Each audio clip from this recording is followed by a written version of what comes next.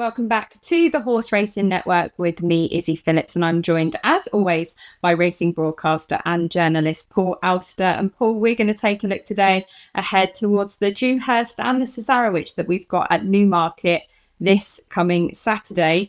As always, we'll start with a little bit of a weather watch for the weekend. It looks like we've got good to firm ground likely at Newmarket for Saturday. Obviously, they're racing there tomorrow as well, in terms of the time of recording, and no rain forecast. Actually looks like it's going to be a nice bright sunny day at Newmarket on Saturday, so a nice day for race goers as well if you're going. I think this is unseasonably pleasant. I mean, very often this time of year we're all wrapped up, aren't we? And we're ready to get the thermals on and make our way all the way through to the spring. But at the moment, it's almost summery weather. Good to firm in places, fairly warm for the time of year, and the ground, really is much quicker than expected, which means that a lot of the horses that have been making hay during the summer, who normally by this point are being packed off for a long holiday, are being kept going because we've got the ground that will still suit them. And I think that makes for a very interesting race, particularly in the Dewhurst. Yes, and that's the first one we're going to take a look at. That's coming at 3:00 on Saturday. It's a 7 furlong race. Obviously, we're back now over the Rowley Mile. The winner gets a cool £283,000, and there's a very good field here, topped at the moment by Distant Storm for Charlie Appleby and William Buick. Obviously, you've got Charlie Appleby, who has a fantastic record in general at Newmarket, being a home trainer. You've also got Super Sumi with Aidan O'Brien's Custard, a fantastic entry for Eve Johnson-Houghton with Zavateri. You've also got Oxygen for the Gosdens and O'Sheen. And you've also got Italy, Alpalsan, Gowan, Saba Desert, and Pacific Avenue as well. So 3 Godolphin runners in here, but who do you fancy, Paul? Well, the market goes with Distant Storm at the moment. We're recording this on Thursday early evening, and Distant Storm, who of course stormed home over the course and distance just a couple of weeks ago when he absolutely murdered them in a Group 3, is the one that at the moment the punters are siding with. And of course he represents Charlie Appleby, who, as you said, he's got a great record at Newmarket. He's actually won this race 3 times in the last 6 years. And it certainly looks the pick of the Godolphin trio with William Buick on board. The other 2 are in by Billy Loughnane and Ross O'Ryan, respectively. Saba Desert, I think, could run better than his odds. Pacific Avenue, you'd be surprised, I think, if he's going to get it there. For me, one of the most interesting aspects of this race is the rematch between Zavateri and Gustard, who were first and second in a great race in Ireland just 4 weeks ago. That was for the Group 1 National Stakes, the Vincent O'Brien National Stakes at the Curragh. And it looked for a long way as if Gustard was going to prevail there, but Zavateri has got a wonderful attitude to racing. There aren't that many horses, let's be honest, if we're talking straight, that truly love a fight. But Zavateri is one of them. And he's battled to victory, and his last 2 starts at Goodwood in a Group 2. And then last time out, he pulled it out of the fight. The way he had his head down going to the line, not that Gustard wasn't trying, but Zavateri just wanted it that little bit more. And I wouldn't be surprised if Zavateri comes out again on top in that battle against Aidan O'Brien's Gustard. And actually, I think Zavateri could be the one to beat. He's battle-hardened, he's tough, and he's proven it at Group 1 level, whereas Distant Storm, whilst he was so impressive in a Group 3, he's up against much better horses here. Aidan's also represented by Italy, who's no mug either. He was third behind those 2 at the Curragh last time out. John Gosden, John and Thady, they've got Oxygen, who's a very useful horse in his own right. The most interesting runner in the race, for me, without a doubt, is Alpalsan for Colberg, who's unbeaten. He's 2 from 2. He bolted up in a Leicester Novice Stakes on debut by 5 lengths, and then he murdered a big field at the Curragh in a sales race. and he could have won by a lot more. That was a much lower grade, and on figures, he's got no chance. He's rated, £19 behind Sabateri, but I don't think Kohlberg would be running him in this if he didn't think he was going to go well. And for those that maybe like an each way bet in the race, Alparsian, you could do worse than him. But I'll be taking Sabateri to get the better of Distant Storm and Gestard in this. I think it'll be a very, very good race. Yeah, and Kohlberg's been having a really, really fantastic time of things at the moment. Obviously, with this weekend just gone, he had Al Karim and he had Fallen Angel. Obviously, across 2 different tracks. He's actually had 10 winners at 51 runners in the past 2 weeks, who operating at around a 20% strike rate. So you can't really go wrong with a Kohlberg runner at the moment. But I agree with you. I'm really interested by the way the market is weighing up this rematch between Sabateri and Gestard, because they've got it that they think that the tables are going to turn this time. And I personally don't completely see why. I think Sabateri, like you say, is a complete fighter. And when you kind of look back through that form, especially with Gestard, beating True Love, who come out to win the Cheveley Park a couple of weekends ago, I think that I'm quite shocked that people have got Sabateri, who would be going for a 5-timer, as sort of being a fluke in beating Gestard almost, by thinking that he's so easily going to turn those tables. And I can't say I agree. I think Sabateri is a really good price for this and got a really good chance to make it 5 on the bounce. Like you say, he's also very versatile in the ground. And obviously, whether it's really good to firm or even more yielding ground. And I think that could kind of play into the favour a little bit here. So yeah, Sabateri for me for that one. So we've both got a couple at a slightly bigger price. May we rue the day where we go against Charlie Appleby at Newmarket? We might. I think we're both thinking on the same lines with Sabateri, and I think the reason why he's a slightly bigger price than Gestard is basically down to the trainers. Well, Gestard's Aidan O'Brien, but Eve Johnson Horton's a wonderful trainer, and when she gets a half decent horse, she does so well with them, as we've seen time and time again. And this one's unbeaten.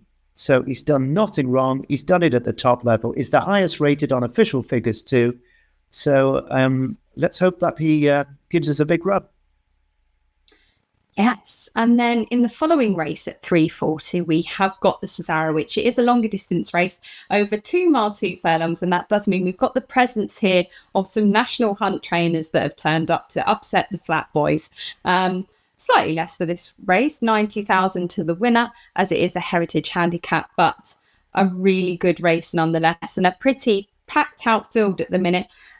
21 runners out of a maximum 32. So similar here to what we saw in the Cambridgeshire the other week, Paul, where we haven't quite maxed out the field. And sometimes you can in the Cesarewitch, you can get pretty full fields. So 21 is perhaps not as full as it would normally be, but very, very exciting. And near the top of the market, you've got Alphonse Legrand, and it just goes to make you think that hopefully this year we can know who the winner is on the day and not have to wait a 5-day turnaround or appeal to actually work out who's won the race. But Alphonse Legrand, last year's winner, at the top of the market. You've then got Reverend Hubert, Bunting for William Mullins and William Buick on board. Baylor Bay is quite well fancied for Ian Williams and Billy Loughnan. You've got the other Mullins runner, Hip Hop Deloire. You've got Belgravian, Dawn Rising, Divine Comedy. And I'm just going to say big at the rest because you've got right up to 125 to 1 shot here. You love a big price in these sorts of handicaps, Paul. But go on, tell us you've got a good one. Well, I think it'll be double figures. But I just want to say one thing about the race, Izzy, because you touched on the number of runners. 21 is the lowest field, smallest field we've had for the Cesarewitch, I think, in living memory. And there was a very good piece in Thursday's Racing Post where they outlined the fact that so many of the big heritage handicaps this season have been coming up short in the number of runners that you would normally get. It used to be that they had to ballot them out. And the point they've been making about the staying handicaps is very clearly illustrated with just 21 runners. I remember the days of 34 runners and more in the Cesarewitch. One of the big issues is the prize money. It's rubbish. 90,000 might sound a lot, but a few years ago, I think it was 2018, they were running for about £250,000 first prize. So this race has been downgraded as far as prize money is concerned, which is shocking when it's the second leg of the autumn double. The first leg has also been downgraded prize money wise. That's why we didn't get as many horses in the Cambridgeshire. And the other point that the Racing Post correspondent made very, very succinctly was that because there isn't enough prize money going around in British racing at the moment, a lot of the horses that would normally have stayed in years past to go for the big staying handicaps are being snapped up by foreign buyers to go and race on the other side of the world, some of them to target the Melbourne Cup and similar races. So it points to a little bit, or more than a little bit, quite a serious issue at the root of racing at the moment, that there isn't enough prize money and there aren't enough horses. The horse population has fallen as well. And this is why we only have 21 runners in the Cesarewitch as opposed to the mid-30s we used to have. Anyway, that's just a point I want to put out there. And I'm sure a lot of people have noticed this. I'm not the only one that has been concerned about this for some time. This race, of course, this year sees a rematch between those two, Alphonse Legrand and Manxman from last year. Manxman first past the post, then reversed. He was demoted to second last year. There's not going to be a lot between them again, you would think, although the difference this time is that it was normal autumn ground last year, soft. This time, good to firm, and that should favour Alphonse Legrand more. Now, the horse that won the Cesarewitch trial is Reverend Hubert. He absolutely bolted up by 8 lengths. Charles Burns trains him. He's a gambling trainer, as we know. He's got SDS on board, and he's only got a £4 penalty, so he's well in at the weights, Reverend Hubert. But did he leave his race behind with that sterling effort 3 weeks ago? Willie Mullins, of course, with a number of horses. Bounty, Hip Hop de Loire is another one for Willie Mullins that you will give a chance to. He's also got Winter Fog, who's no mug. And Gordon Elliott's got a few in it as well. I think this is really tough, despite the 21 runners. But you don't get many 3-year-olds running in the race. And there's one 3-year-old I think is particularly interesting, and that is Belgravian, number 19 for Andrew Balding. And Nicola Curry has a big chance to get a big win on the board. Now, Belgravian was very impressive when he won on fast ground at Goodwood in August. And then, when quite a short prize favourite in the Cesarewitch trial behind Reverend Hubert, he ran, to be honest, as though, his mind, or the connections mind, was potentially on another day. He didn't really seem to be in the zone that day, for whatever reason. I'm expecting him to be absolutely cherry ripe. The weights favour him as well. He's going to be off 8 stone 2. And these days, there aren't many jockeys that can ride at such a low weight, but Nicola Curry can. And I think this progressive 3-year-old off a low weight on ground butt suits, and we know that he stays. I think Belgravian's the one. He's 10-1 each way at the moment, and I think that's good enough for me. That's offered 5 places with a few films. Well, there's probably no surprise who I fancy here, and we're going to go back to the Ebor, where I tend to just sort of follow Willie Mullins really off of a cliff. When again, that's not rocket science. Most of us in the racing world do, and for good reason at that. But Hip Hop de Loire was really disappointing in that Ebor. And actually, I think you remember me saying on ITV when Willie was interviewed before the race, they said, which one do you fancy more, Willie? Is it Hip Hop de Loire or Ethical Diamond? And he said he fancied Ethical Diamond. So I'm hoping and praying here that he's going to turn around and say that this time he fancies Bunting, because I do too. I do think that when William Buick teams up with Willie Mullins, it does seem to go well. I think he's a very interesting runner. And, I've come to realise that he doesn't bring horses here just for a day out. As you said, even, Winter Fog, that he's got a slightly bigger price, is no mug. But I think Bunting does have the best chance of them. I think Hip Hop may just be carrying a little bit too much weight off of what I would have said was actually a bit of a disappointing performance in the Ebor.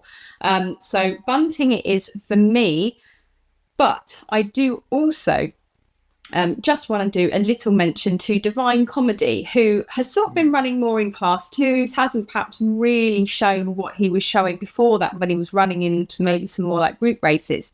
Obviously, he has kind of come back down in class towards Class 2s. But, at one point, this is a horse that was running second to the likes of Al Kareem, who won the other week. So I don't think he's completely out of it. I think he's really nice each way price at 14-1. So that would be an each way one for me. I think that's a good call.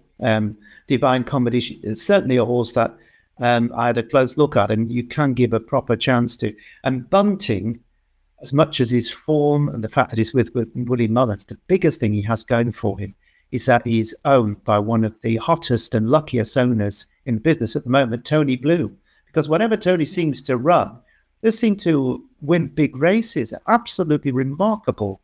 Whoever is buying his horses for him is doing a wonderful job, and he likes to put his money down. He's not just about football; he's very serious about his racing, as we know. And it wouldn't surprise me if there was quite a run on Bunting just before the off, if the Tony Bloom Watt suddenly appears in the betting ring. Yeah, absolutely, and that usually happens as well. It happened with the Ebor that. There was an absolute run on Ethical Diamond right before the off, and that's the Ethical Diamond. I mean, when we previewed the race, was nowhere near favouritism. Hip hop was a very, very short favourite. So the markets for these handicaps do definitely change. So do keep an eye on that market, and hopefully you'll be as successful, Paul, as we were with Asphora running in the Prix de Lamé on Sunday. You hit the target there last week. That was great. We've got to show them off when we get them. Well, I've got to take my hat off to you for that one, because I just didn't think she was going to be able to do it on that really soft ground, but she won it very, very comfortably. It does, by the way, show how poor British and Irish sprinters are at the moment, because actually the runner-up and the fourth were both changed in Czechoslovakia, or the Czech Republic, as it is now. So Asphora is a very, very good mare who is incredibly tough and hardy, but she's got the advantage of being around at a time when the local opposition in Europe is not up to par. Good on her connections for having the guts to come over and sock it to us. Well done. Yeah, come over and have a little bit of a European tour, which they have done, and that's been a roaring success for them. So absolutely awesome, and I hope we see it a little bit more, potentially even in some of these staying races. Paul, maybe we can get Vauban back over for the Cesarewitch next year or something. Only if they put the money back up to £500,000 total, and not the 190 as it is now. He's not going to. It's got to pay for the travel, isn't it? Oh yeah, hardly keep him in hay these days. Absolutely. But that is all we have time for today. Good luck with all your selections on Saturday, and we'll see you next time for a big preview of British Champions Day.